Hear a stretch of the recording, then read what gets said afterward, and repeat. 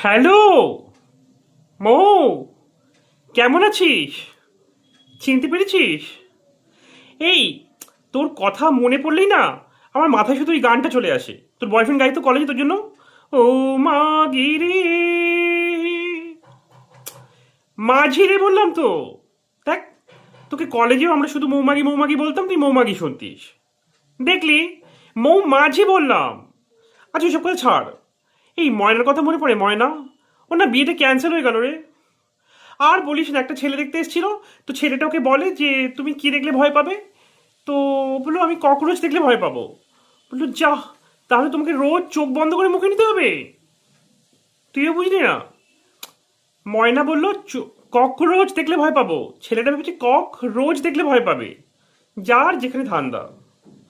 আর বলিস না। পিঙ্কির কথা মনে পড়ে? পিঙ্কি, পিঙ্কির বরটা না ওকে খুব মারে জানিস, খুব মারে। না না, ওই মারা না, আরে ডবল মিনিং ভাবছিস কেন? সত্যি মানে বেল দিয়ে সপাটে। হ্যাঁ, বরটা মরতেও চাইছি না। তোর বরটাতে কত ভালো ছিল, সে মারা গেল। না না, ওরম ভাবে বলছি না। সোশ্যাল মিডিয়াতে দেখলাম তুই দুঃখ প্রকাশ করছিলিস, আমার সত্যি খুব ভালো, খুব খারাপ লাগলো রে।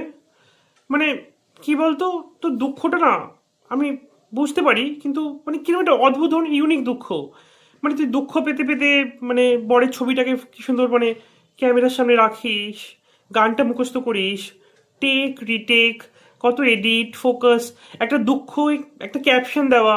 মানে এই দুঃখটা না একটা অন্যরকমের দুঃখ রে, মানে এইগুলোর সাথে আমি রিলেট করতে পারি না, কিন্তু মানে বুঝি এত দুঃখ তুই। হ্যালো